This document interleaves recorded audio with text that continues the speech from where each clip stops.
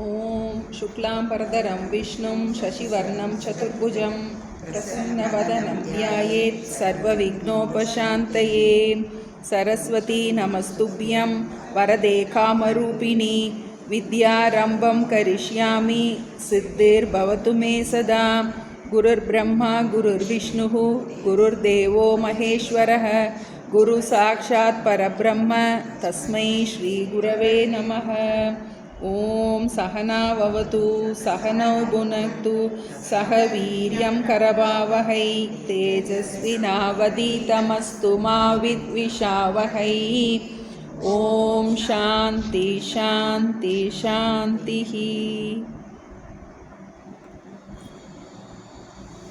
பொன்னில மாதர் ஆசை பொருந்தினர் பொருந்தார் உள்ளம் தன்னிலந்தரத்தில் ஜீவ சாட்சி மாத்திரமாய் நிற்கும் எண்ணிலங்களினும் மிக்க எழுநிலம் அவற்றின் மேலாம் நன்னிலம் மருவும் ஏக நாயகன் பதங்கள் போற்றி ஈன்றளி தளிக்கும் செய்கைக்கு ஏதுவாய் அயனாய் மாலாய் ஆன்ற ஈசனுமாய் தானே அனந்த மூர்த்தியுமாய் நிற்கும் பூன்ற முத்தனுமாய் இன்ப புணரியாதவனாய் நாளும் தோன்றிய விமல போத ஸ்வரூபத்தை பணிகின்றேனே. எவருடை அருளால் யானே எங்குமாம் பிரம்மம் என்பால் கவருடை புவனம் எல்லாம் கற்பிதம் என்றறிந்து சுவரிடை வெளிபோல் யான் என் ஸ்வரூப ஸ்வபாவமானேன். அவருடை பதும பாதம் அனுதினம் பணிகின்றேனே.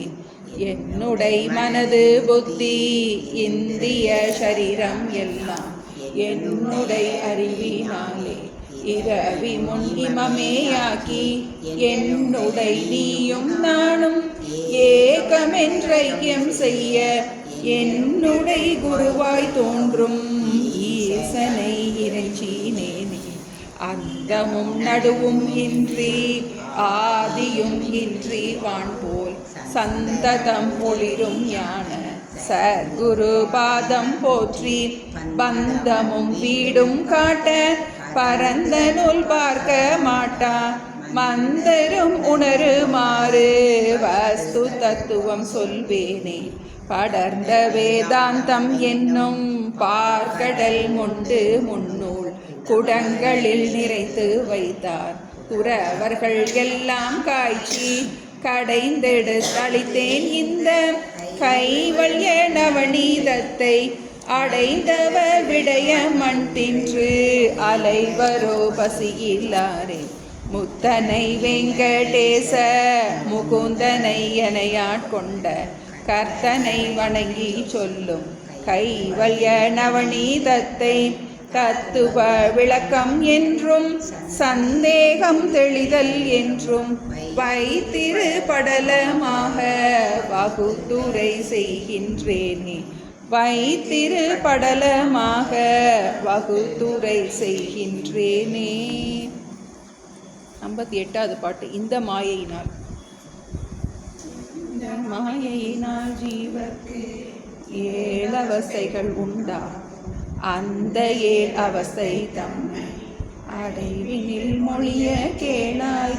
முந்த அஞ்ஞானம் மூடல் முளைத்தல் காணாத ஞானம் சந்ததம் கண்ட ஞானம் தளல் கெடல் குளிர்மையாதல் பிரமமாம் தனை மறந்த பேதமையே அஞ்ஞானம் பரன் இல்லை காணோம் என்று பகர்தல் ஆவரணம் மூடல் நரன் ஒரு கருத்தால் ஜீவன் நான் என முளைத்தல் தோற்றம் குறவன் வாக்கியன் தன்னை குறிக்கொள்ளல் பரோட்ச ஞானம் தத்துவ விசாரம் செய்து சகல சந்தேகமும் அத்துவிதம் தானாதல் அபரோட்ச ஞானமாகும்.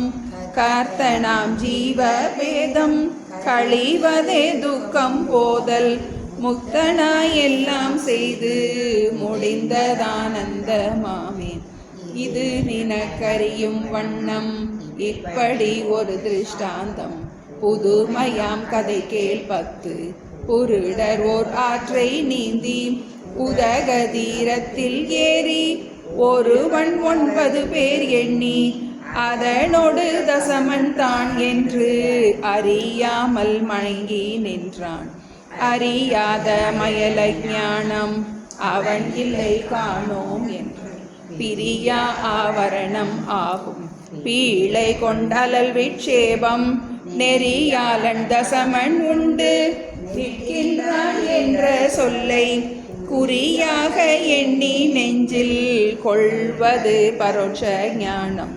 புண்ணிய பதிகன் பின்னும் புருடர் 9 தம்மை என்னும் நீ தசமன் ஆவை என்னவே தன்னை காணல் கண்ணினில் கண்ட ஞானம் கரைதல் போவது நோய் போதல் திண்ணிய மனதில் ஐயம் தெளிதல் ஆனந்த மாமே.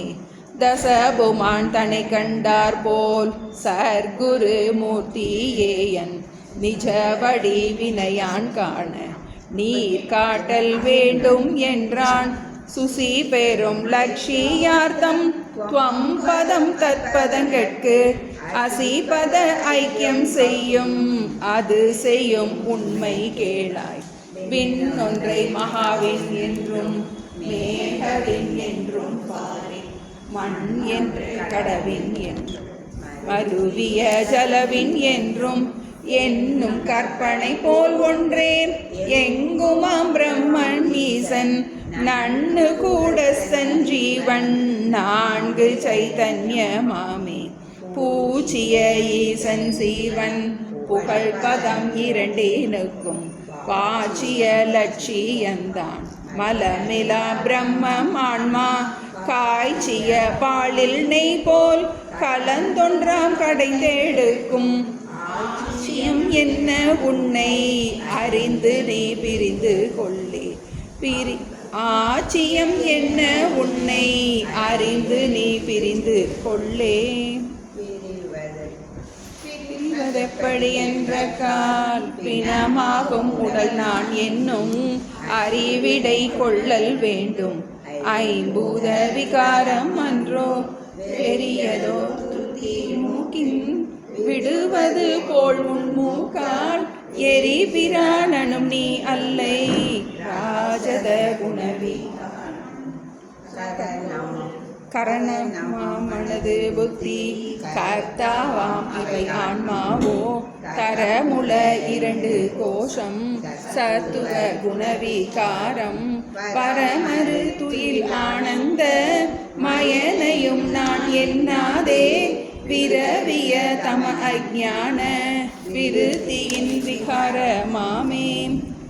சத்துரு சித்தானந்தம் சமம் திரம் சாட்சி ஏகம் நித்தியம் யாவி ஆன்மா நீ அதுவாய் அறிந்து பொத்தொடு சடதுக்காதி பொருந்து பேதங்கள் ஆன குத்திர பஞ்ச கோஷ குகை விட்டு வெளியில் ஆவாய்.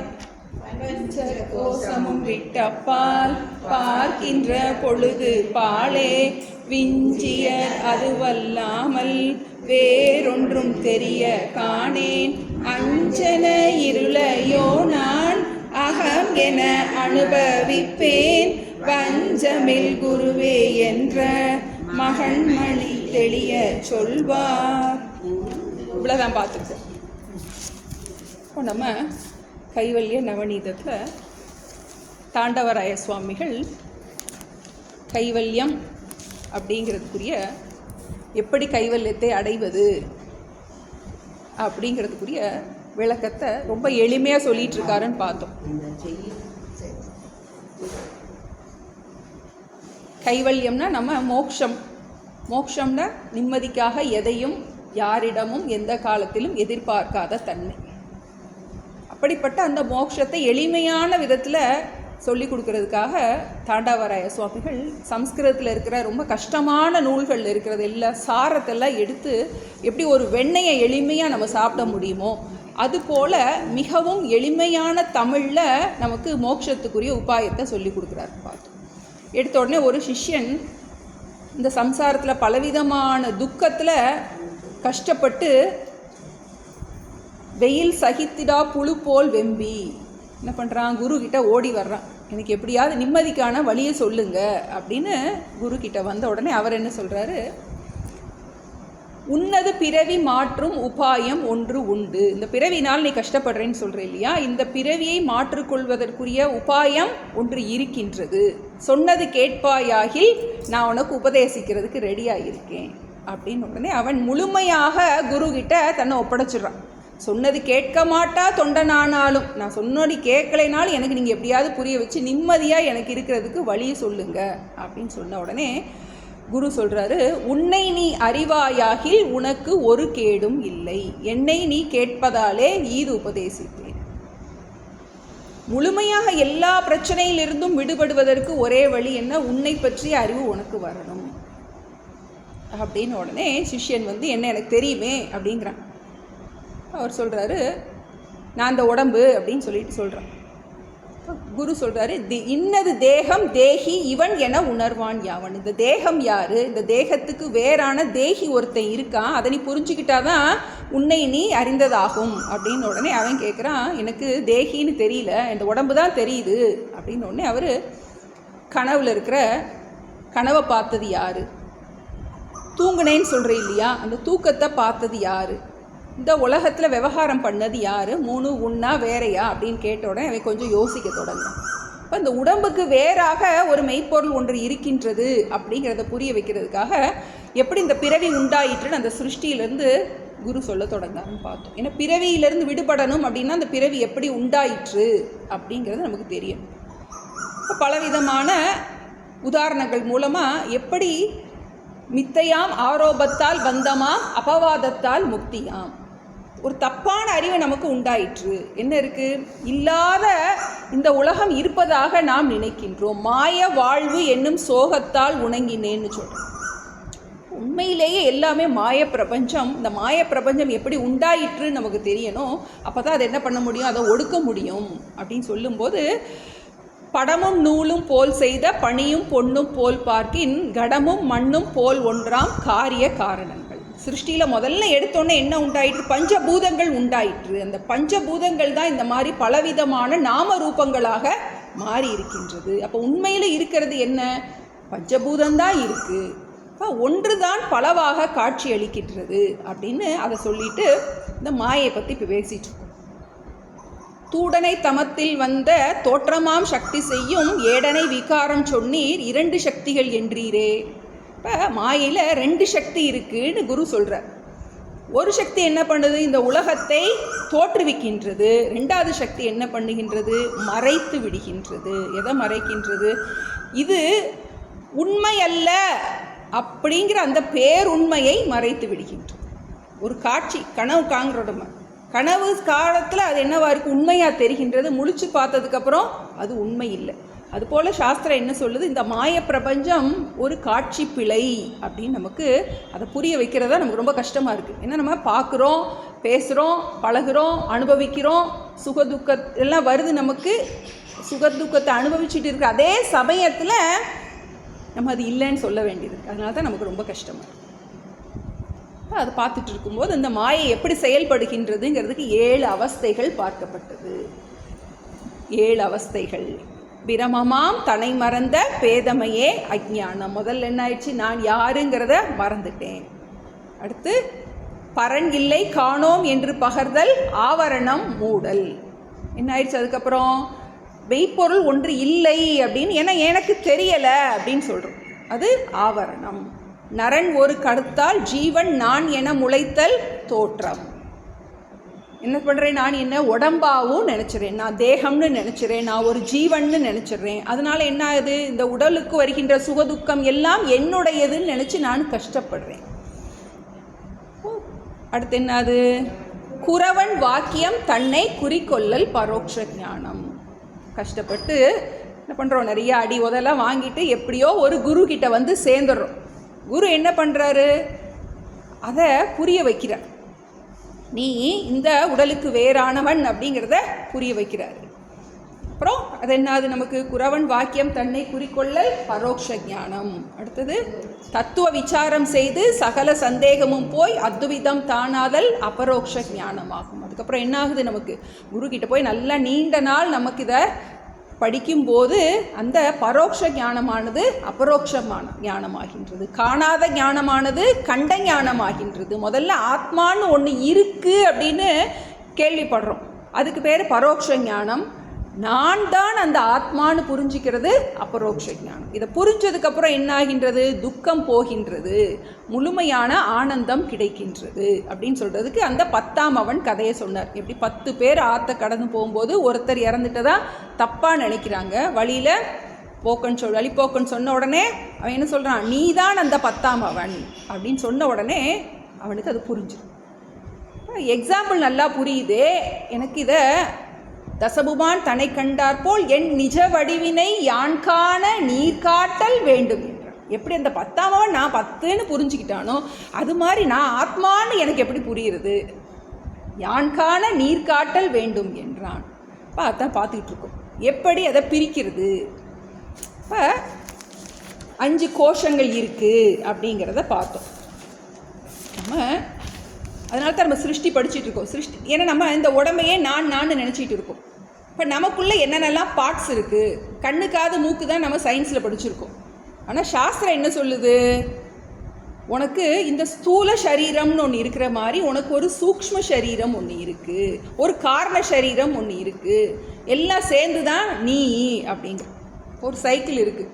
உண்மையிலே சைக்கிள்ங்கிறது என்னது, ஹேண்ட்பாரு, டைனமோ, பெல்லு, மக்காடு, செயின், சக்கரம், ஸ்டாண்டு.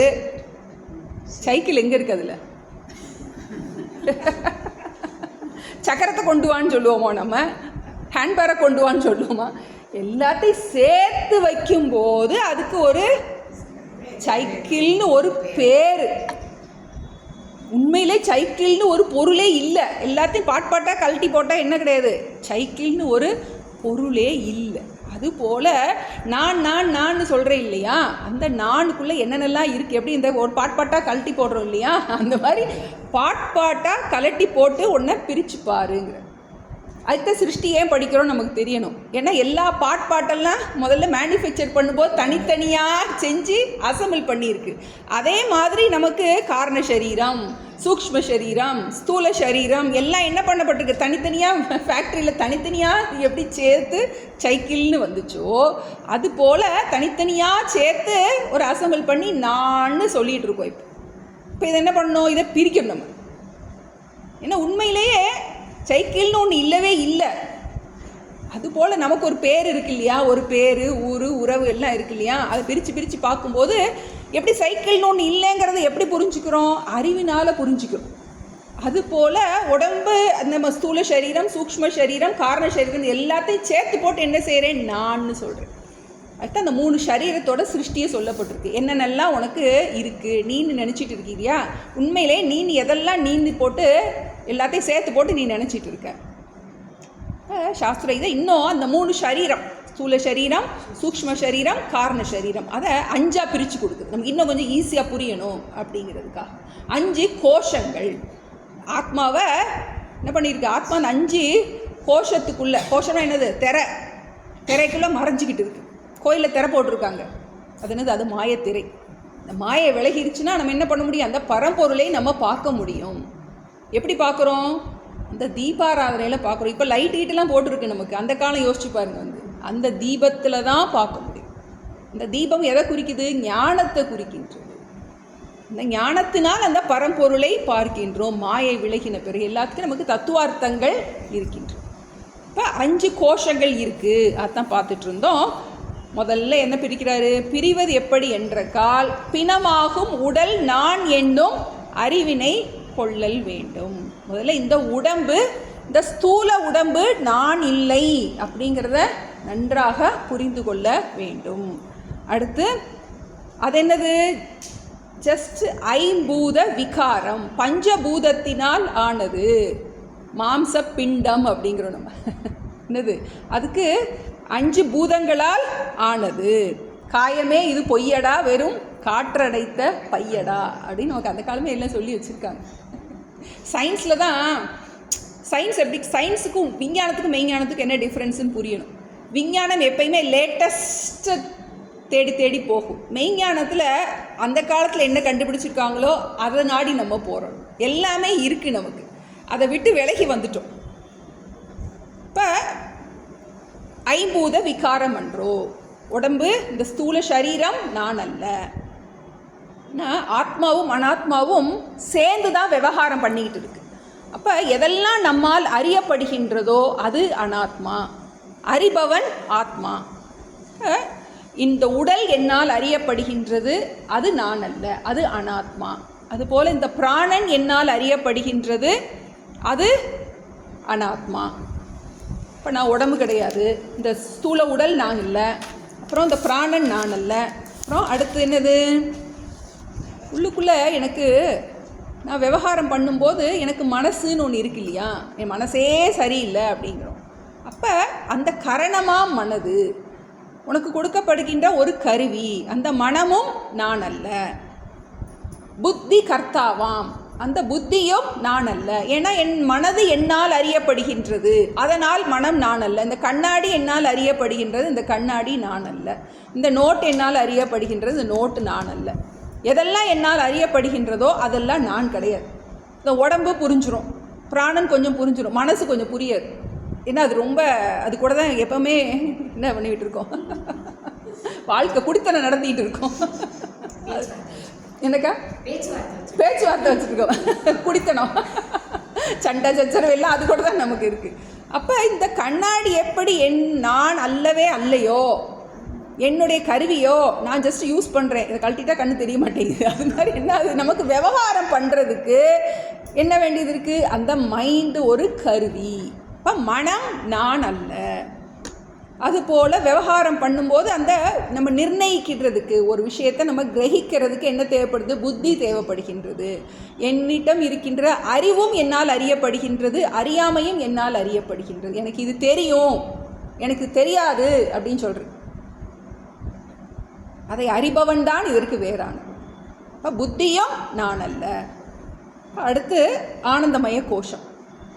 தூக்கத்தில் நான் நிம்மதியாக தூங்கினேன் அப்படின்னு சொல்கிறேன் நான். அந்த தூக்கத்தை பார்த்தவன் இதுக்கு வேறானவன். இப்போ அந்த ஆனந்தத்தை பார்த்தவன் இதற்கு வேறானவன். இப்போ இந்த அஞ்சை என்ன பண்ணியாச்சு, பிரிச்சாச்சு. இந்த அஞ்சும் நான் அல்ல அப்படின்னு என்ன பண்ணியாச்சு, பிரிச்சாச்சு. இப்போ நான் யார், இது அஞ்சும் நான் இல்லை அப்படின்னா நான் யார், அதான் பார்த்துட்டு இருந்தோம். சாஸ்திரம் நம்மளை உண்மையிலே நீ யார் அப்படிங்கிறத அந்த 69வது பாட்டில் பார்த்துட்டு இருந்தோம். முக்கியமான பாட்டு. இப்போ நமக்குன்னு ஒரு பயோடேட்டாலாம் வச்சுருந்தோம், அதெல்லாம் என்ன பண்ணியாச்சு, இப்போ எரேஸ் பண்ணியாச்சு, பிரிச்சுக்கோ அப்படின்னாச்சு. என்ன சொல்லார், பாலில் நெய் போல், எப்படி பாலில் நெய் இருக்கோ அது போல் இந்த ஆத்மா அனாத்மாவும் சேர்ந்து இருக்கு. நீ என்ன பண்ண முடியும், அறிவினால் பிரிந்து கொள்ளேன்னு ஒரு வார்த்தை சொன்னார். நீ கடைஞ்சு தான் எடுக்கணும், முயற்சி செஞ்சு என்ன பண்ணணும், அதை கடைஞ்சு தான் நீ எடுக்கணும். அது உன்னுடைய சொரூபம் என்ன, உண்மையிலேயே உன்னுடைய சொரூபம் என்ன. சத்தோடு சித்து ஆனந்தம் சமம் திரம் சாட்சி ஏகம் நித்தியம் வியாபி ஆன்மா. 10 விஷயம் சொல்லப்பட்டிருக்கு. இந்த ஆன்மாவுக்கு லட்சணங்கள் 10. சத்துனா என்னது, தூய இருப்பாக இருக்கின்றது, அதுதான் எல்லாவற்றிற்கும் ஆதாரமாக இருக்கின்றது. எப்படி தங்கம்தான் நகைகளுக்கெல்லாம் ஆதாரமாக இருக்கின்றதோ அதுபோல இந்த மெய்ப்பொருள் தான் எல்லா பொய்ப்பொருளுக்கும் ஆதாரமாக இருக்கின்றது. எல்லா நாம ரூபத்திற்கும், இந்த பிரபஞ்சத்திற்கு ஆதாரமாக அதுதான் இருக்கின்றது. அது சத்துனா 3 காலத்திலும் எது இருக்கின்றதோ அதுதான் சத்து. அந்த நகை செய்கிறதுக்கு முன்னாடியும் தங்கம் இருந்துச்சு, நகை செஞ்சதுக்கு அப்புறமும் தங்கம் இருக்குது. அதை என்ன பண்ணலாம், மாற்றி மாற்றி உருக்கி என்ன பண்ணலாம், என்ன வெரைட்டினாலும் பண்ணலாம். அந்த நாம ரூபம் மாறும், கம்மல் வளையல் ஆகலாம், வளையல் கம்மல் ஆகலாம், ஆனால் தங்கம் மாறாது. அதுபோல் இந்த பரம்பொருள் மெய்ப்பொருள் அது மாறாததாக இருக்கின்றது. அடுத்து சித்து என்பது அறிவு ஸ்வரூபம். இப்போ நான் இருக்கேன் அப்படின்னு எப்படி தெரியுது எனக்கு, அதை அறிபவனாக நான் இருக்கின்றேன். அந்த இருப்பை அறியும் அறிவு. இருக்கேன் அப்படின்னு சொல்கிறத ஒரு அறிவு ஸ்வரூபம் இருக்கின்றது. ஆனந்தம், ஆனந்தம்னா தூய ஆனந்தமாக இருக்கின்றது. எல்லா ஆனந்தத்திற்கும், நாம் அனுபவிக்கின்ற எல்லா ஆனந்தத்திற்கும் ஆதாரமாக இந்த ஆத்மா இருக்கின்றது. தூக்கத்தில் எதுவுமே இல்லாமல் ஆனந்தமாக இருக்கும், எந்த பொருளுமே இல்லாமல் ஆனந்தமாக இருக்கும். அதுதான் என்னுடைய உண்மை ஸ்வரூபம் அப்படின்னு சொல்லுது. நம்ம என்ன நினைக்கிறோம், ஆனந்தம் இதில் கிடச்சிரும் அதில் கிடச்சிரும் அப்படின்னு என்ன பண்ணுறோம், பொருள்கள்லையும் உறவுகள்லையும் தேடிக்கிட்டே இருக்கும். உண்மையிலேயே நம்மளுடைய ஸ்வரூபமே ஆனந்தம். அடுத்து அது எப்படிப்பட்டதாக இருக்குது, சமமாக இருக்கின்றது. எல்லோரிடமும் அது சமமாக இருக்கின்றது. ஸ்திரம், ஸ்திரம்னா அது மாறாததாக இருக்கின்றது, ஸ்திரமானதாக இருக்கின்றது. இந்த பஞ்சபூதங்கள் மாறிக்கிட்டே இருக்கும். பஞ்சபூதங்கள் சமம் கிடையாது, அது விஷமம்னு சொல்லுவோம். அதுக்கு எதிர்ப்பதம் விஷமம். இதில் கீதையில் பார்த்தோம், வித்யா வினய சம்பன்னே பிராமணே கவிஹஸ்தினி சுனிச்சைவ ஸ்வபாக்கேச்ச பண்டிதாக சமதர்ஷினக. ஞானி என்ன பண்ணுறான், எல்லார்ட்டையும் அந்த மெய்ப்பொருள் தான் இருக்கின்றது அப்படிங்கிறது அந்த காரண திருஷ்டியில் இருக்கான். அதான் சமம், அது சமமாக இருக்கின்றது. அனாத்மா, இதெல்லாம் நமக்கு எதிர்ப்பதம் போட்டுட்டு வரணும், அடுத்து பார்ப்போம் நம்ம. ஸ்திரம், ஸ்திரம்னா என்னது, மாறாததாக இருக்கின்றது. ஆத்மா மாறாததாக இருக்கின்றது. அடுத்து சாட்சி, சாட்சினா என்னது, எல்லாவற்றையும் அறிபவனாக இருக்கின்றது, பார்ப்பவனாக இருக்கின்றது. இந்த விளக்கு இருக்குது, என்ன பண்ணுது, நம்ம வர்றோம் போகிறோம் எல்லாத்தையும் பார்க்கின்றது. அது என்னது, அது சாட்சியாக இருக்கு. அது எல்லாவற்றையும் சாக்ஷாத் ஈக்ஷதே இது சாட்சி. அப்புறம் ஏகம், ஏகம்னா ஒன்று, அது ஒன்றாக இருக்கின்றது. நாம ரூபங்கள் பல, காரியங்கள் பல, காரணம் ஒன்று தான். அந்த ஆத்மா ஏக்கம்னு அர்த்தம் சொல்கிறோம். எப்படி அதன் அர்த்தம் முன்னாடி ஒரு பாட்டில் பார்த்தோம், பலவிதமான ஆகாசம் இருக்குது, ஆனால் இருக்கிறது மாதிரி இருக்குது. குடத்துக்குள்ளே ஒரு ஆகாசம் இருக்குது, இங்கே ஒரு ஆகாசம் இருக்குது, வெளியே ஒரு ஆகாசம் இருக்குதுன்னு பார்த்தோம். ஆனால் உண்மையில் எத்தனை ஆகாசம் இருக்குது, ஒன்று தான் இருக்குது. அதுக்கு வரையறை வரும்போது அது பலவாக தெரிகின்றது. அதுபோல் ஆத்மா ஏகம், நித்தியம். அது என்ன பண்ணுது, எல்லா காலத்திலும் மாறாததாக இருக்கின்றது. வியாபி, எல்லா இடத்திலும் வியாபித்து இருக்கின்றது. ஆத்மா, ஆத்மானா ஆதாரத்தை பேர் ஆத்மான்னு சொல்லுவோம். தங்கம் நகைக்கு ஆன்மான்னு சொல்லலாம், நம்ம தங்கம் நகைக்கு ஆதாரம்னு சொல்லலாம், தங்கம் நகைக்கு ஆன்மான்னு சொல்லலாம். எது ஆதாரமாக இருக்கின்றதோ அது ஆன்மா. இப்போ 10 விஷயங்கள், இதுதான் நீ, நீ அதுவாக அறிந்து. இது வரைக்கும் நம்மளுடைய ஊர் பேரை வச்சே நான் நான் நான் சொல்லி பழகியிருக்கோம். இப்போது சாஸ்திரம் என்ன சொல்லுது, ஒரு புது அறிவை கொடுத்துருக்கு. உண்மையிலே இதுதான் நீ. பொத்தொடு சடம் துக்காதி பொருந்து பேதங்களான குத்திர பஞ்சகோஷ குகை விட்டு வெளியில் ஆவாய். பொத்துன்னா பார்த்தோம் நம்ம, சத்துக்கு ஆப்போசிட் பொத்து, அசத்து, இல்லாதது, பொய். இப்போ உண்மையிலேயே சைக்கிள்னு ஒன்று இல்லை. எல்லாத்தையும் சேர்த்து வைக்கும்போது என்ன பண்ணுறோம், நம்ம சைக்கிள்னு சொல்கிறோம். அதுபோல் உண்மையிலேயே ஆனந்திங்கிறது யார், கண்ணா காதா மூக்கா நாக்கா தோளா, எது, எல்லாத்தையும் சேர்த்து. அதுக்கு உண்மையிலே இருப்பே கிடையாது. இப்போ அனாத்மா, அனாத்மானா என்ன, நாம ரூபம் எல்லாமே ஆத்மாவை சேர்த்தது, அதை சார்ந்து இருக்கின்றது. இப்போ ஆத்மாதான் சத்தியமானது, அது அனாத்மாவாக காட்சியளிக்கின்றது. அதனால தான் பொத்துன்னு போட்டிருக்காது, அது பேர் உண்மையில் இருப்பற்றது. அப்புறம் அனாத்மா எப்படிப்பட்டதாக இருக்குது, ஜடமாக இருக்கின்றது. அந்த சேதனமான அந்த ஆத்மாவினுடைய அனுகிரகம் இருந்தால் மட்டும்தான் என்ன பண்ண முடியும், இந்த ஜட வஸ்துகள் செயல்பட முடியும். அனாத்மாவுக்கு உண்மையிலேயே இருப்பு கிடையாது. அடுத்து என்ன எப்படிப்பட்டதாக இருக்குது, துக்கமாக இருக்கின்றது. இந்த உடம்பு மனசு எல்லாம் நமக்கு என்ன சுகமாக கொடுக்குது, அதனால என்னது, துக்கா ஆதின்னு போட்டிருக்கு. பொத்தொடு ஜடம் துக்க ஆதி. ஏன்னா அந்த 10க்கும் நம்ம ஆப்போசிட் கொண்டு வரணும். அனாத்மா எப்படிப்பட்டதாக இருக்குது, உண்மையில் மித்தியாவானதாக இருக்கின்றது, ஜடமாக இருக்கின்றது, துக்கமுடையதாக இருக்கின்றது. அடுத்து சமத்துக்கு எதிர்ப்பதம் விஷமம், அது பலவாக இருக்கின்றது, வேறு வேறாக காட்சியளிக்கின்றது. அடுத்து ஸ்திரத்துக்கு ஆப்போசிட் அஸ்திரம், ஸ்திரமற்றதாக இருக்கின்றது. இந்த கோஷமெல்லாம் எப்படி ஸ்திரமாவா இருக்குது? மாறிக்கிட்டே இருக்குது. இன்றைக்கி இருக்கிற மாதிரி நாளைக்கு இல்லை, ஒரு நிமிஷத்தில் இருக்கிற மாதிரி அடுத்த நிமிஷம் இல்லை. அடுத்து அது ஆத்மா சாட்சியாக இருக்கின்றது, பார்ப்பவனாக இருக்கின்றது. அனாத்மா பார்க்கப்படு பொருளாக இருக்கின்றது. இந்த 5 கோஷங்களும் அனாத்மா, இந்த 5 கோஷங்களும் பார்க்கப்படுவதாக இருக்கின்றது. இது பலவாக இருக்கின்றது. ஏக்கம், அதுக்கு அதற்பதம் அநேகம். ஏக்கம் அநேகம், ஏக்கன் அநேக்கன் இறைவனடி வாழ்கன்னு சொல்லி ஏக்கமாகவும் அநேகமாக காட்சியளிக்கின்றது, ஒன்று பலவாக காட்சியளிக்கின்றது. நித்தியம், நித்தியத்துக்கு எதிர்ப்பதம் அனித்தியம். தெரியும் நமக்கு, உடல் மனம் புத்தி எல்லாம் அனித்தியம்.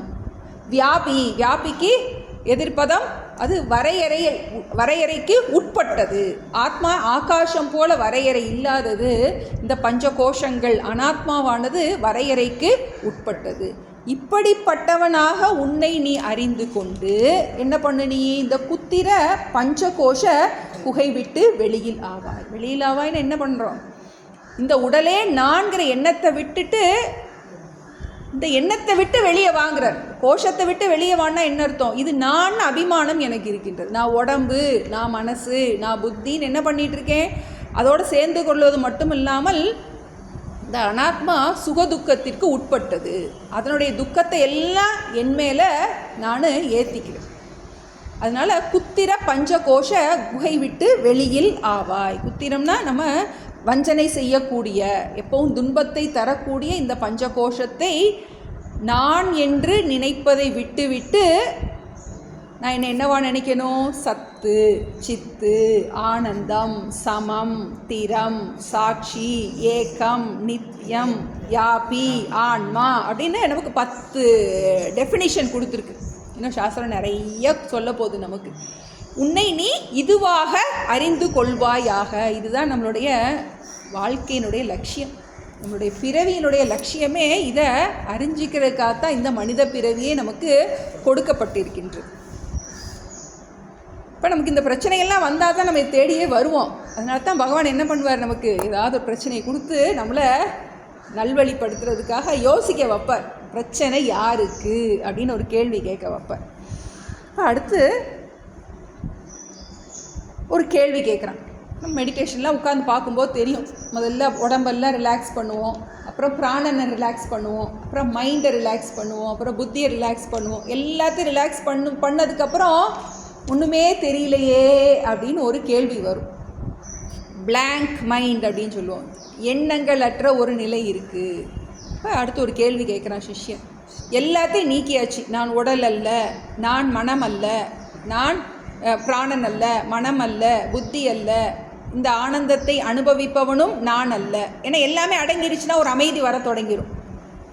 பிராணன் அமைதியாகி, மனசு அமைதியாகி, புத்தி அமைதியாகிடுச்சுன்னா ஒரு ஆனந்தம் நமக்கு வரும். அந்த ஆனந்தமும் நான் அல்ல.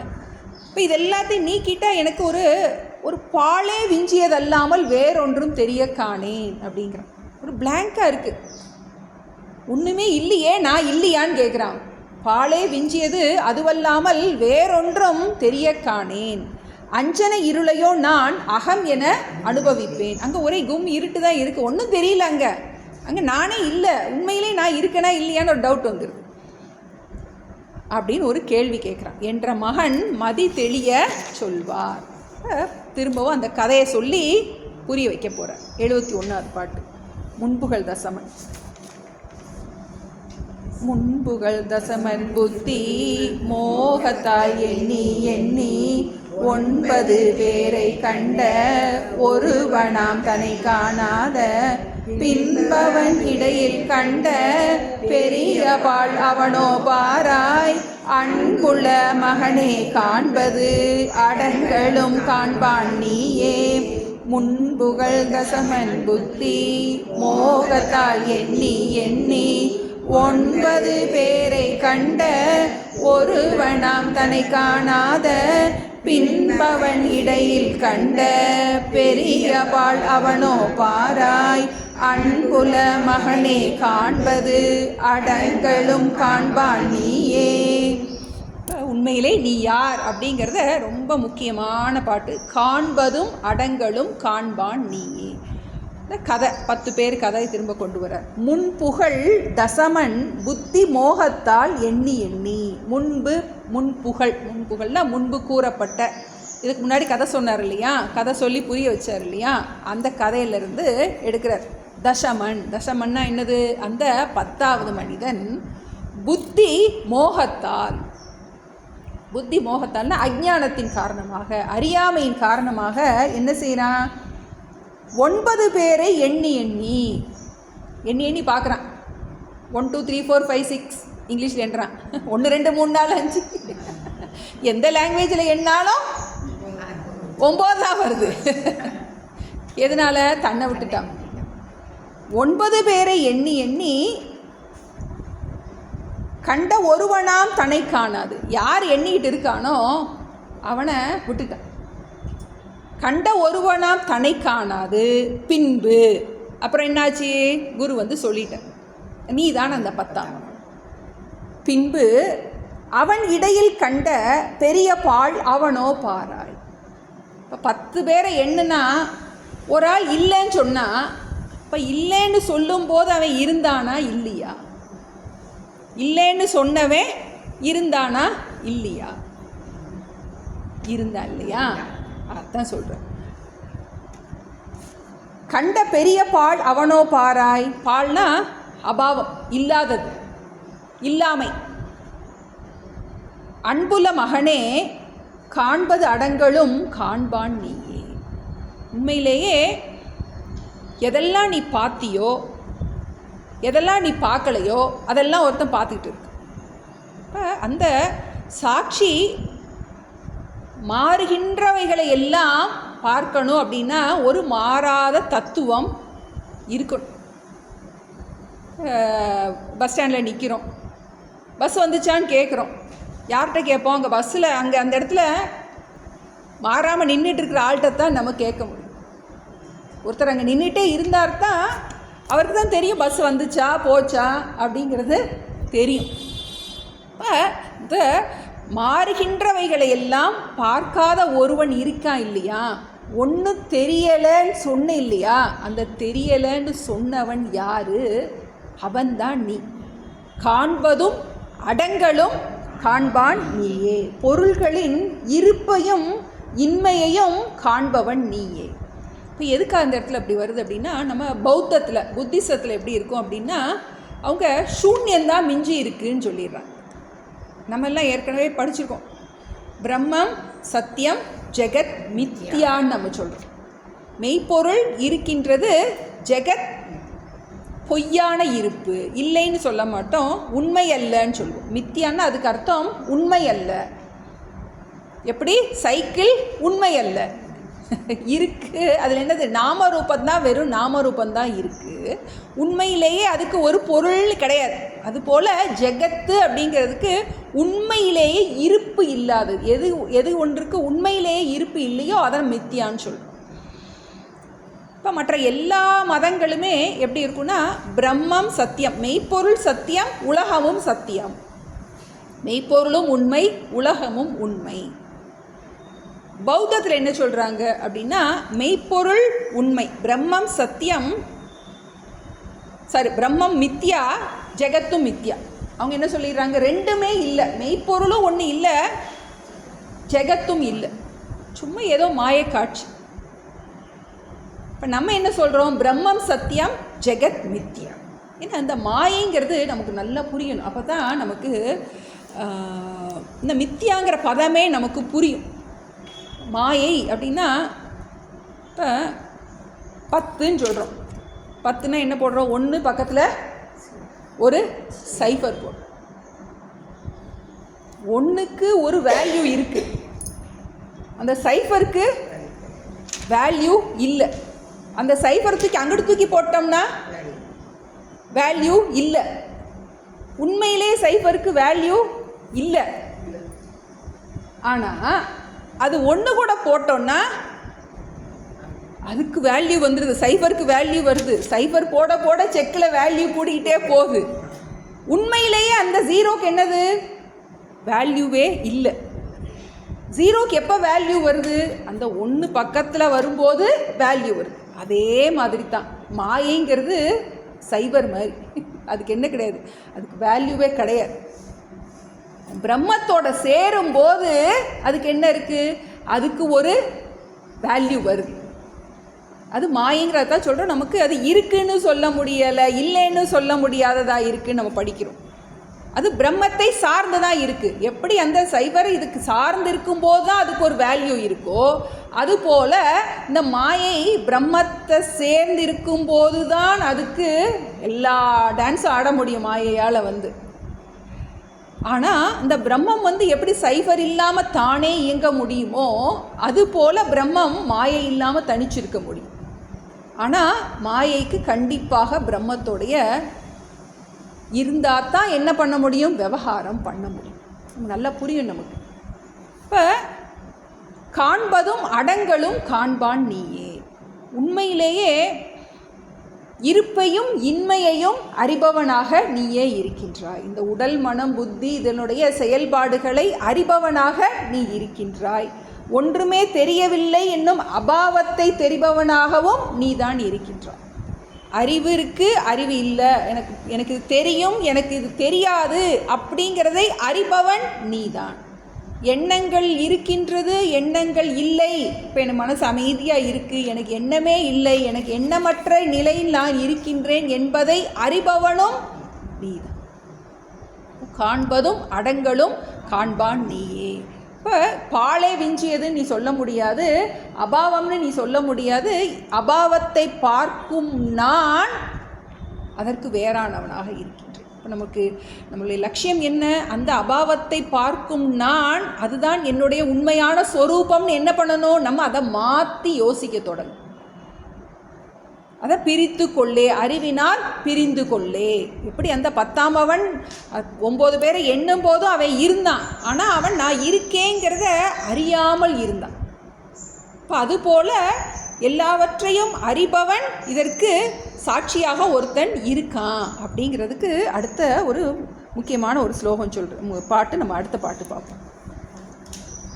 தூல சூக்கும அஜ்ஞானம் தோன்று 3 அவஸ்தை தாமும் காலமோர் 3 ஜென்ம கடல் எழும் கல்லோளங்கள் போலவே வந்து வந்து போனது எத்தனை என்பேன் நான்.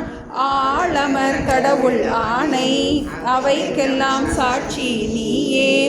தூல சூக்கும அஜ்ஞானம் தோன்று 3 அவஸ்தை தாமும் காலமோர் 3 ஜென்ம கடல் எழும் கல்லோளங்கள் போலவே வந்து வந்து போனது எத்தனை என்பேன் நான். ஆழமர் கடவுள் ஆணை அவைக்கெல்லாம் சாட்சி நீயே. ஒவ்வொரு பாட்டிலையும் நீயே நீயேன்னு சொல்கிறாரு. எது நீ அப்படிங்கிறத காண்பது அடங்கலும் காண்பான் நீயே. இந்த விருத்தி அபாவத்தையும் விருத்தியின் இருப்பையும் இன்மையையும் காண்பவன் நீயே அப்படின்னு சொல்லிட்டு இப்போ இதில் முக்கியமான விஷயம் சொல்கிறார். ஸ்தூல சூக்ஷ்ம அஜ்ஞானம் தோன்றும் 3 அவஸ்தை தாமும். 3 அவஸ்தைகள் நமக்கு இருக்குது. அவஸ்தைகள்னால் 3 நிலைகள்: விழிப்பு, தூக்கம், கனவு. 3 அவஸ்தை. இது 3ல் தான் மாறி மாறி ஏதாவது ஒன்றில் இருக்கும். இப்போ தூங்குறமா முடிச்சிருக்கமான்னு அவரவருக்கு தெரியும். என்ன, இந்த 3 அவஸ்தையில் தான் ஏதாவது ஒன்றில் இருக்கும். அந்த 3 அவஸ்தைகளுக்கும் என்ன பயன்படுகின்றது? 3 ஷரீரங்கள் தேவைப்படுகின்றது. 3 அவஸ்தைகள் 3 ஷரீரத்தை பயன்படுத்தப்படுகின்றது. ஸ்தூல சூக்ஷ்ம காரண சரீரம். ஸ்தூல சரீரம்னா என்னது? இந்த உடம்பு. சூக்ஷ்ம சரீரம் சொல்லும்போது பிராணன், மனசு, புத்தி 3 சேர்ந்து சூக்ஷ்ம சரீரம். காரண சரீரம் சொல்லும்போது நமக்கு அஜ்ஞானம். அப்போ 3 அவஸ்தைகள். சுஷுப்தி நம்ம சொல்கிறோம் 3. இப்போ 3 சரீரங்களும் 3 அவஸ்தைகள். இதை 3 தான் என்ன பண்ணிக்கிட்டே இருக்கோம்? பயன்படுத்திக்கிட்டே இருக்கும். ஸ்தூல சூக்ஷ்ம அஜ்ஞானம் தோன்றும் 3 அவஸ்தை தான். இப்போ ஜாகிரத அவஸ்தையில் எல்லா சரீரம் பயன்படுது நமக்கு. 3 சரீரமே பயன்படுத்துகிறோம். ஸ்தூல சரீரம், சூக்ஷ்ம சரீரம், காரண சரீரம். அப்புறம் அடுத்து தூக்கத்தில் என்ன பயன்படுத்தப்படுது? நமக்கு பிராணன் வேலை பார்க்குது. ஸ்தூல சரீரம் ஒர்க் ஆகலை, கை கால்லாம் அசையலை, நமக்கு பிராணன் வேலை பார்க்குது. மனசு ஒடுங்கி இருக்கு, புத்தி ஒடுங்கி இருக்கு, சூக்ஷ்ம சரீரம் வேலை பார்க்குது. அப்புறம் சுஷுப்தியில் சூக்ஷ்ம சரீரமும் வேலை பார்க்கலை, மனசு புத்திலாம் வேலை பார்க்கல, காரண சரீரம் மட்டும் ஒடுங்கி இருக்குன்னு. இப்போ 3 அவஸ்தையிலும் காலம் ஓர் 3 காலங்கள், கடந்த காலம், நிகழ்காலம், வருங்காலம். இப்போ 3 அவஸ்தைகள், 3 சரீரங்கள், 3 காலங்கள், எல்லாவற்றிலும் ஜென்ம கடல் எழும் கல்லோலங்கள் போலவே வந்து வந்து போனது எத்தனை என்பேன் நான். கல்லோலம், கல்லோலம்னா அலைகள், கடலில் எழும் கல்லோலங்கள், கடலில் அலையா வீசு. அதுபோல ஜென்மங்கள் வந்து வந்து போனது எத்தனை என்பேன் நான். எத்தனையோ ஜென்மம் மாறி மாறி என்னாச்சு, ஜென்மங்கள் வந்து வந்து போகுது. காலம் ஓர் 3, கடந்த காலம், நிகழ்காலம், வருங்காலம். அதை நம்ம எப்படி சேர்த்துக்கணும்? கடந்த பிறவி, இப்போ பிறவி, அடுத்த பிறவி. மாறி மாறி காலச்சக்கரம் சுழன்றுக்கிட்டே இருக்கு. ஆனால் எத்தனை வந்து வந்து போனது எத்தனை என்பேன் நான். எத்தனையோ பிறவி பிறந்திருக்கேன் நான், நீ எத்தனை பிறவி பிறக்க போறணும்? அவைக்கு எல்லாம் சாட்சி நீயே. உண்மையிலே நீ யாரு? எத்தனையோ பிறவி பிறந்து பிறந்து பிறந்து இறந்துருக்க, இனி எத்தனையோ பிறக்க போகிற. இப்போவும் தூங்குகிறோம், முழிக்கிறோம், தூங்குகிறோம், முழிக்கிறோம், கனவு காண்றோம், விவகாரம் பண்ணுறோம். எல்லாத்துக்கும் சாட்சியாக எது இருக்கோ அதுதான் நீ. இது ஆலமர் கடவுள் மேல் ஆணை. ஆலமர் கடவுள்னா தட்சிணாமூர்த்தியின் மேலே நான் என்ன பண்ணுறேன்? ஆணையிட்டு சொல்கிறேன், சத்தியம் பண்ணி சொல்கிறேன் அப்படின்னு ஸ்ட்ராங்காக சொல்கிறேன். எல்லாவற்றையும் அறிபவன் நீ தான். எத்தனையோ ஜென்மங்கள் எடுத்துருக்கணும். அன்னை எத்தனை எத்தனை அன்னையோ, அத்தன் எத்தனை எத்தனை அத்தனோ, முன்னம் எத்தனை எத்தனை பிறவியோ அப்படின்னு என்ன பண்ண நமக்கு தெரியாது. எத்தனை பிறவி எடுத்தோங்கிறது. எழுகடல் மணனை அடவினி அதிகம் என்னுடைய இடர்பிறவி அவதாரம். இத்தனை ஜென்மா எடுத்தோம் நமக்கு தெரியாது. என்னென்ன பிறவியில் பிறந்தோம். நாய் அம்மாவுக்கு பிறந்திருக்கலாம், நாய் அம்மாவாக இருந்திருக்கலாம், நரி அம்மாவாக இருந்திருக்கலாம், நரி குழந்தையாக இருந்திருக்கலாம், புல்லாகி பூடாகி புழுவாய் மரமாகி பல்விருகமாகி பறவையாய் பாம்பாய், எத்தனையோ ஜென்மம் எடுத்தாச்சு. ஆனாலும் அந்த எல்லா ஜென்மத்திலையும் அந்த நான் இருந்துக்கிட்டே இருக்கு. அவைக்கெல்லாம் சாட்சி நீயே. உண்மையிலே நீ யாரு? இந்த 3 சரீரத்துக்கும் வேறானவன், 3 காலங்களுக்கும் வேறானவன். எல்லா பிறவிக்கும் மாறி மாறி பிறவிகள் மாறி மாறி வந்திருக்கு. உண்மையில் என்னது? உண்மையில் கடல் எழும் கல்லோலங்கள், எல்லாம் அலைகள் நிறையா இருக்குது. உண்மையில் என்னது? எல்லாமே தண்ணி தான். அவைக்கெல்லாம் சாட்சி நீயே. இப்போ உண்மையில் எல்லாவற்றுக்கும் சாட்சியாக நீ இருக்கின்றாய். இப்போ நமக்கு நிறைய பிறவி அப்படின்னு சொல்லும்போது நம்ம இந்த பரிணாம கொள்கையை ஏற்றுக்கிறது கிடையாது. அது நமக்கு கொஞ்சம் புரிஞ்சுக்கணும். நமக்கு இதுலேருந்து மீன்லேருந்து இது வந்துச்சு, அது வந்துச்சு, இந்த டார்வின் தேரி இருக்கு இல்லையா, நம்ம குரங்குலேருந்து தான் மனுஷன் வந்தான், அப்போ அடுத்த பிறவி நமக்கு குரங்காக இருந்தால் அடுத்து மனுஷ பிறவி அப்படின்னு நம்ம அதை ஒத்துக்கிறது கிடையாது. பிறவியில் நமக்கு புண்ணிய பாபத்துக்கு ஏற்றபடி தான் நமக்கு சரீரம் கொடுக்கப்படும் அப்படிங்கிறத நம்ம அதை கொஞ்சம் மறந்துடக்கூடாது. சில இது ஏன்னா இந்த இடத்துல நமக்கு ஒரு கேள்வி வரலாம், பல பிறவி சயின்ஸில் எப்படி சொல்லப்பட்டிருக்கே அப்படின்னு. நம்ம அந்த சயின்ஸை என்ன பண்ணுறதில்ல, நம்ம ஏற்றுக்கிறது கிடையாது. நம்மளுக்கு புண்ணிய பாபத்துக்கு ஏற்றபடி தான் நமக்கு பிறவி. இப்போ ஸ்தூல சூக்கும அஜ்ஞானம் தோன்றும் 3 அவஸ்தை தானும் காலம் ஓர் 3 ஜென்ம கடலெல்லும் கல்லோலங்கள் போலவே வந்து வந்து போனது எத்தனை என்பேன்னா. ஒரு வாழ்க்கையிலே என்ன பண்ணுறோம்? 1000 கனவு வருது. இந்த ஒரு வாழ்க்கையில் 1000 கனவு வரும். சாஸ்திரம் என்ன சொல்லுதுன்னா 100 வாழ்க்கையும் ஒரு கனவு மாதிரி தான், 1000 வாழ்க்கையும் ஒரு கனவு மாதிரி தான். ஒரு வாழ்க்கைக்குள்ளே எத்தனையோ கனவு காண்றோம். சமஷ்டியில் பார்க்கும்போது எத்தனையோ வாழ்க்கை எல்லாமே ஒரு கனவு தான். இந்த மாயைங்கிறது ஈஸ்வரனுடைய சொப்னம் தான் நான் சொல்கிறோம் இல்லையா நம்ம இப்போ எல்லாவற்றுக்கும் சாட்சி நீயே, எல்லாவற்றையும் வேடிக்கை பார்க்குறவன் யாரோ அவன்தான் நீ, எல்லாவற்றுக்கும் வேறானவனாக நீ இருக்கின்றாய். போன பாட்டில் என்ன சொன்னார்? காண்பதும் அடங்கலும் காண்பான் நீயே. எஷ்டியில் சொன்னார், இதில் சொல்லும்போது சமஷ்டியில் சொன்னார். எல்லாவற்றுக்கும் ஆளவர் கடவுள் ஆணை அனைத்து அவைக்கெல்லாம் சாட்சி நீயே. ஜென்ம கடல் எழும் கல்லோலங்கன்னு சொல்கிறார். பிறவி பெருங்கடல் நம்ம சொல்கிறோம். இப்போ மாறி மாறி என்ன பண்ணுறோம், இந்த பிறவியில் ஒரு அலையலையாக நமக்கு பிறவி வந்துக்கிட்டே இருக்குது. அலை ஓயாதது மாதிரி என்ன, அது நமக்கு மாறி மாறி அடுத்து என்ன பிறவி வருமோ, பிறவி தப்பினால் எப்பிறவி வாய்க்குமோ. அப்போ என்ன பண்ணணும், இந்த பிறவியில் நமக்கு அதை புரிஞ்சுக்கணும். நம்ம எதை புரியணும், அவைக்கெல்லாம் சாட்சி நான் அப்படிங்கிறத புரிஞ்சுட்டா என்ன ஆகும், நமக்கு 2 பெனிஃபிட்ஸ். இப்போவே நம்ம நிம்மதியாக இருக்கலாம், அடுத்து நமக்கு பிறவி கிடையாது. 2 விஷயம் நமக்கு.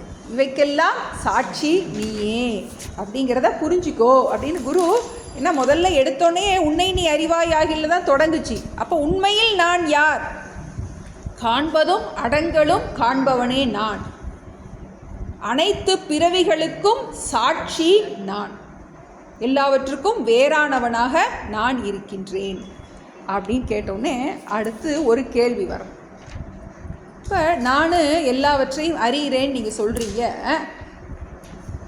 இந்த இருப்பு இன்மையை அறிபவன் ஒருத்தன் இருக்கான்னு நீ சொல்கிற இல்லையா, அவனை அறிபவன் யாரு அப்படின்னு ஒரு கேள்வி வரலாம். கேள்விகளை நம்ம சாஸ்திரம் அவ்வளோ அனுமதிக்குது, எதையுமே இப்படி தான் நம்பணும் அப்படின்னு நான் சொல்லலை. அதுக்கு பதிலாக அடுத்தது சொல்லப்படும். எல்லாம் கண்டறியும் என்னை ஏது கொண்டறிவேன் என்று சொல்லாதே சுயமாம் ஜோதி சுடருக்கு சுடர்வேர் உண்டோ பல்லார் முன் தசமன் தன்னை பார்ப்பதும் தனை கொண்டேதான் அல்லாமல் 11 அவளிடத்துண்டோ பாராய். எல்லாம் கண்டறியும் என்னை ஏது கொண்டறிவேன் என்று சொல்லாதே சுயமாம் ஜோதி சுடருக்கு சுடர்வேர் உண்டோ பல்லார் முன் தசமன் தன்னை பார்ப்பதும் தனை கொண்டேதான் அல்லாமல் 11 அவளிடத்துண்டோ பாராய். காண்பதும் அடங்கலும் காண்பான் நீயே அப்படின்ட்டார். இப்போ உனக்கு என்னுடைய மனம் அமைதியாக இருக்குது, என்னுடைய மனம் சஞ்சலமாக இருக்குது அப்படின்னு யார் அறியிறானோ அவன்தான் நீ அப்படின்னு சொல்லிட்டார் குரு.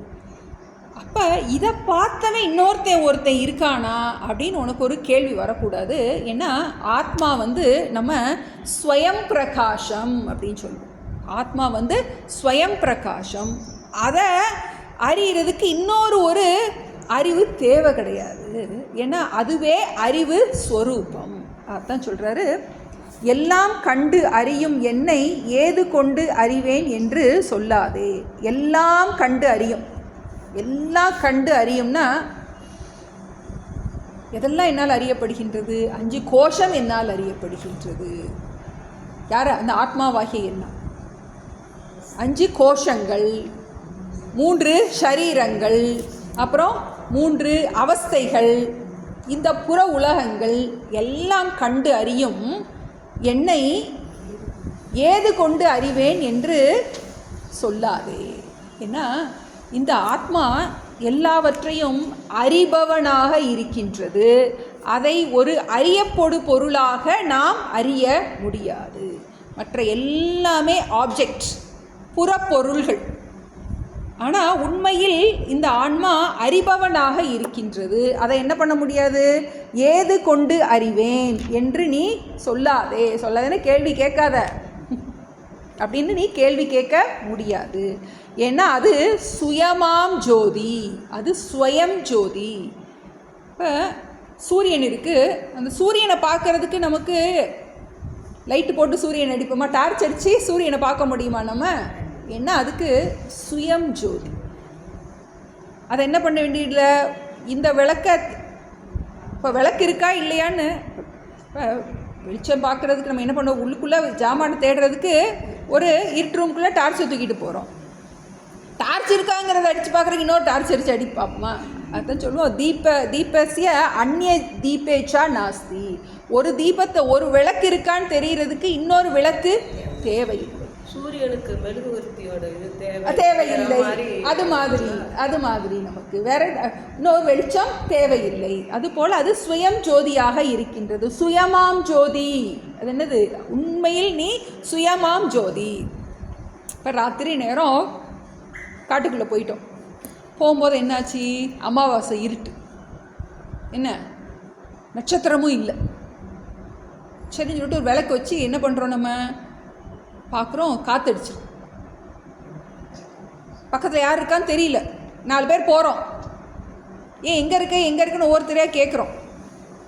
இப்போ என்ன அது? அவன் அங்கேருந்து சத்தம் கொடுக்கும்போது அவன் அங்கே இருக்கான் இங்கே இருக்கான்னு கண்டுபிடிக்கிறோம். அந்த சப்தம்தான் அங்கே பிரமாணமாயிருக்கு. அவன் அங்கே இருக்கான்னு தெரியுது, இவன் இங்கே இருக்கான்னு தெரியுது. நான் இருக்கேனான்னு எனக்கு எப்படி தெரியும்?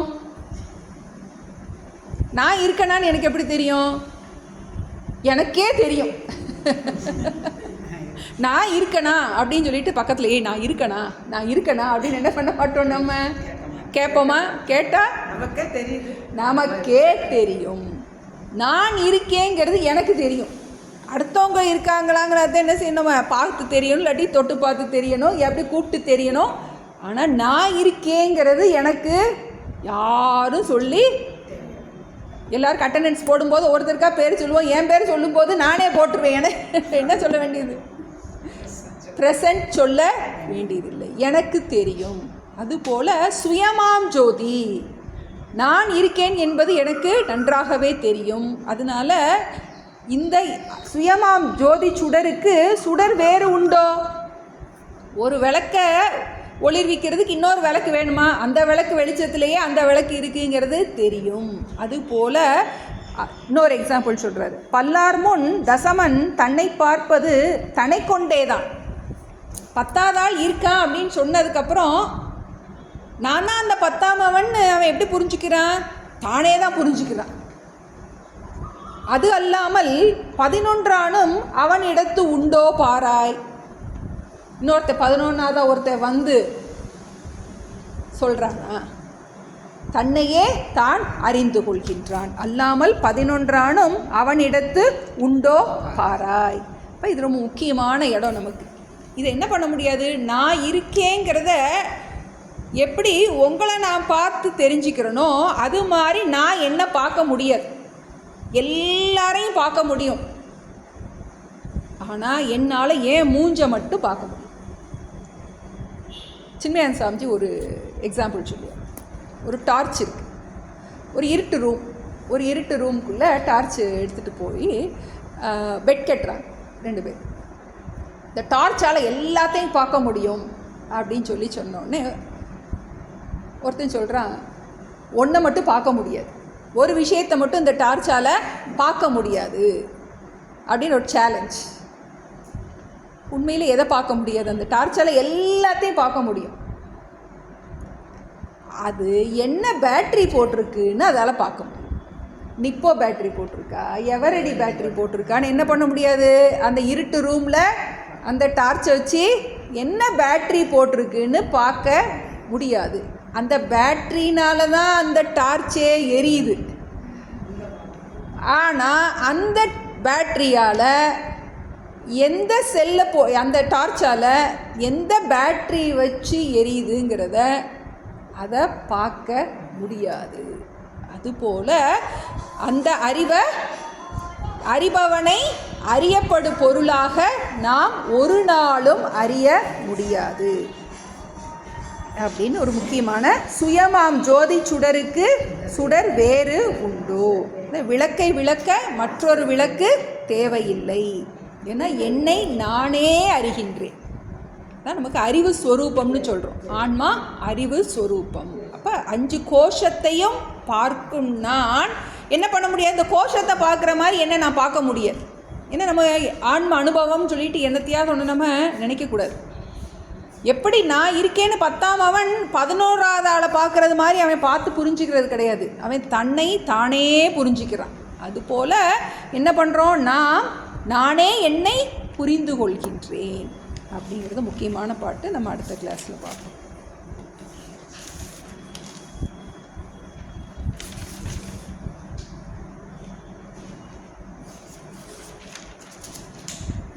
அன்புகள் தசமன் புத்தி மோகத்தால் எண்ணி எண்ணி 9 பேரை கண்ட ஒருவனாம் தன்னை காணாத பின்பவன் இடையில் கண்ட பெரிய பால் அவனோ பாராய் அன்புள்ள மகனே காண்பது அடங்களும் காண்பான் நீயே தூள சூக்கும அஞ்ஞானம் தோன்றும் 3 அவஸ்தை தாமும் காலமூர் 3 ஜென்ம கடல் எழும் கல்லோளங்கள் போலவே வந்து வந்து போனது எத்தனை என்பேன் நான் ஆழமர் கடவுள் ஆணை அவைக்கெல்லாம் சாட்சி நீயே எல்லாம் கண்டறியும் என்னை ஏது கொண்டறிவேன் என்று சொல்லாதே சுயமாம் ஜோதி சுடருக்கு சுடர் வேறுண்டோ